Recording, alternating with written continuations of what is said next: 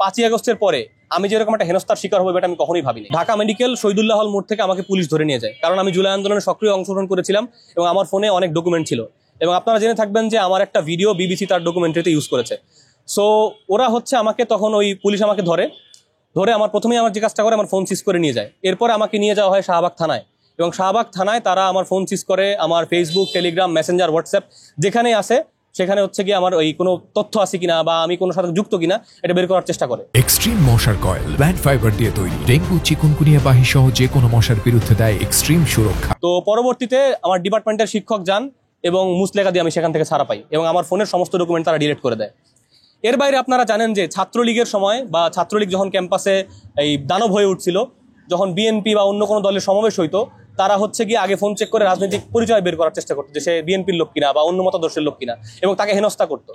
এবং এতদিন পরে, বিশেষ করে 5ই আগস্টের পরে আমি যেরকম একটা হেনস্থার শিকার হবো এটা আমি কখনোই ভাবিনি। এবং আমি খুবই শঙ্কিত যে তারা এই প্রক্টর স্যার যে আমার ফোন চেক করলেন সেখান থেকে কোনো তথ্য নিয়ে পরবর্তীতে আমাকে হ্যারাসমেন্ট করবেন কিনা বা তারা কোনো ডকুমেন্ট ছবি তুলে রেখেছেন কিনা এটা তো আমি জানি না, কারণ সে ওই পাশে চেয়ারের সামনে বসেছিলেন, আমি তার অপোজিট সাইডে বসেছিলাম ডেস্কের। তো যদি সে আমার ফোনটা নিয়ে আমার ফোনের কোনো ডকুমেন্ট ছবি তুলে রাখে বা সে জেনে থাকে, সেটাই যদি পরবর্তীতে আমাকে হেনস্থা করে, এই জন্য তো আমি ভয়েই আসি। ভয় থাকাটা তো স্বাভাবিক।